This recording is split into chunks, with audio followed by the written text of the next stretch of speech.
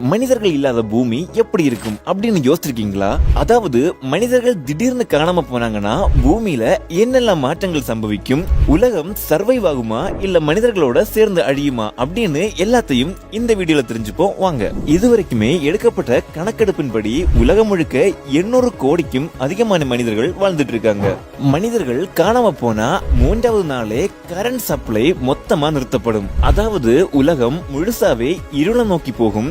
எந்த ஒரு எலக்ட்ரிக்கல் எக்யூப்மெண்ட்ஸும் வேலை செய்யாது.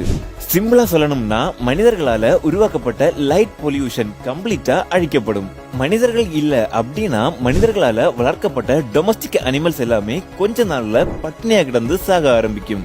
மனிதர்களால அழகுக்காக மட்டுமே பிரீட் செய்யப்பட்ட பல உயிரினங்கள் அழிக்கப்படும். அடுத்த ஓரிரு வருடங்கள்லயே மனிதர்களால உருவாக்கப்பட்ட மரப்பொருட்கள் எல்லாமே கரையான்களால அரிக்க ஆரம்பிக்கும். இதற்கு காரணம் இவற்றை போற்றி பாதுகாக்க மனிதர்கள் இல்ல.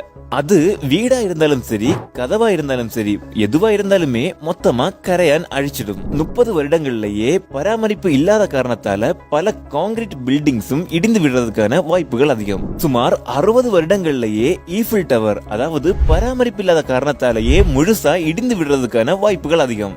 இந்த நேரத்துல தான் தாவரங்கள் கொஞ்சம் கொஞ்சமா இந்த உலகத்தை முழுசாவே ஆக்கிரமிக்க ஆரம்பிக்குமாம். பராமரிப்பில்லாத இந்த பில்டிங்ஸ மொத்தமாகவே புற்களும் காடுகளும் தங்களுக்காகவே எடுத்துக்கொள்ளுமாம். சில வருடங்களுக்கு பிறகு சேட்டலைட்ஸ் எல்லாமே பராமரிக்க ஆள் இல்லாம பூமியை நோக்கி வருமாம். அதாவது மனிதனால் பூமியிலிருந்து விண்வெளிக்கு அனுப்பப்பட்ட சேட்டலைட்ஸ், இன்டர்நேஷனல் ஸ்பேஸ் ஸ்டேஷன் அப்படின்னு அனைத்து பொருட்களுமே பூமியை நோக்கி வந்து விடுமாம். 10,000 வருடங்கள் தாண்டி மனிதனால உருவாக்கப்பட்ட மாடர்ன் டெக்னாலஜிஸ், மிஷன்ஸ் அப்படின்னு எல்லாமே மொத்தமா அழிஞ்சிருக்கும். மனிதனால உருவாக்கப்பட்ட கல் சிலைகளும் கல் குகைகளும் மட்டும்தான் பல வருடங்களுக்கு அப்படியே இருக்குமாம். கடல்ல மீன் பிடிக்கிறதுக்கு மனிதர்கள் இருக்க மாட்டாங்க.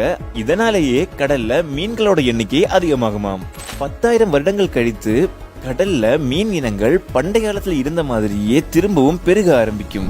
கொஞ்சம் கொஞ்சமா இந்த உலகத்தை மிருகங்கள் டேக் ஓவர் பண்ண ஆரம்பிக்கும். இப்போ அதிகமான மிருகங்கள் மனிதர்களை பார்த்து ஒளிந்து கொண்டிருக்குது. அவை அனைத்துமே வெளிச்சத்துக்கு வரும். சிம்பிளா சொல்லணும்னா இந்த மொத்த உலகமுமே பசுமையா இருக்கும். குளோபல் வார்மிங் அடுத்த 40 வருஷத்துக்கு கண்டிப்பா இருக்குமா. இதற்கு காரணம் அந்த அளவுக்கு பொல்யூஷனை மனிதர்கள் ஏற்படுத்தி இருக்காங்க. ஆனா 65,000 வருடங்களுக்கு பிறகு இந்த மொத்த உலகமும் மனிதர்கள் வர்றதுக்கு முன்னாடி எப்படி இருந்ததோ அதே மாதிரி பழைய நிலைமைக்கே வருமாம். மனிதர்களால உருவாக்கப்பட்ட நியூக்ளியர் பவர் பிளான்ட்ஸை பாதுகாக்கிறதுக்கு, மெயின்டைன் பண்றதுக்கு மனிதர்கள் இல்லனா இவை அனைத்துமே 3 மாதங்கள்லயே வெடிக்கிறதுக்கான வாய்ப்புகள் அதிகம். அப்படின்னா உலகம் முழுக்க இருக்கிற பவர் பிளான்ட்ஸ் எல்லாமே திடீர்னு வெடிச்சா எப்படி இருக்கும் அப்படின்னு கொஞ்சம் யோசிச்சு பாருங்க. அப்படி நடந்ததுன்னா மட்டும் இதுல இருந்து வெளிப்படுற ரேடியேஷன்ஸ் எல்லா வகையான தாவரங்களையும் எல்லா வகையான உயிரினங்களையும் அழிக்குமாம். இதுல இருந்தும் ஒரு ஸ்டெப் மேல போய் நியூக்ளியர் விண்டர் ஏற்படுறதுக்கு வாய்ப்புகள் அதிகம்.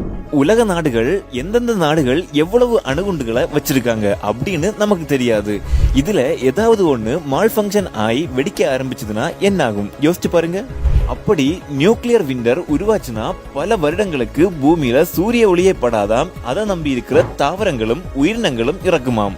இதுல இருந்து வெளிப்படுற ரேடியேஷன் தொடர்ந்து 30,000 முதல் 50,000 வருடங்களுக்கு நீடிச்சிருக்குமாம். இந்த பூமி முழுக்கவே ரேடியோ ஆக்டிவா மாறுமாம். அது மட்டும் இல்லாம இந்த உலகம் முழுக்க ஏகப்பட்ட கெமிக்கல் ஃபேக்டரிஸ் காணப்படுது. இந்த கெமிக்கல் ஃபேக்டரிஸ ஸ்டேபிளா ரன் பண்றதுக்கு எலக்ட்ரிசிட்டி ரொம்பவே அவசியம். மனிதன் காணாம போன 3வது நாளே எலக்ட்ரிசிட்டி இல்லனா இந்த ஃபேக்டரிஸ ஸ்டேபிளா வைக்க முடியாம பல கெமிக்கல் கழிவுகள் வெளியே வர்றதுக்கான வாய்ப்புகள் அதிகம். பல இடங்கள்ல வெடித்து சிதறதுக்கான வாய்ப்புகள் அதிகம். அது மட்டும் இல்லாம இதுல இருந்து மிகப்பெரிய அளவுல காட்டுத்தீ பரவுறதுக்கான வாய்ப்புகளும் அதிகம்.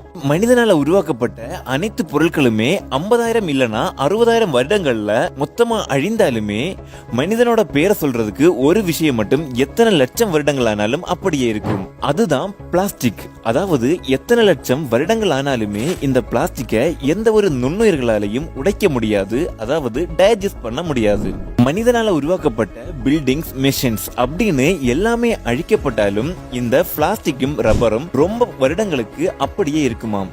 மனிதனால உருவாக்கப்பட்ட பிளாஸ்டிக் இப்போ மைக்ரோ பிளாஸ்டிக்கா மாறி பல உயிரினங்களோட உயிரையே கொஞ்சம் கொஞ்சமா பறிச்சுக்கிட்டு இருக்கு. மனிதர்கள் மொத்தமா அழிஞ்சாலும் மனிதர்களால உருவாக்கப்பட்ட பிளாஸ்டிக் மட்டுமே இந்த பூமியில பல லட்சம் வருடங்களுக்கு காணப்படுமாங்க. இது போன்ற இன்ட்ரெஸ்டிங்கான ஃபேக்ட்ஸ் தெரிஞ்சுக்க நம்ம சேனலை சப்ஸ்கிரைப் பண்ணிக்கோங்க. உங்களோட கருத்துக்களை கமெண்ட்ல சொல்லுங்க.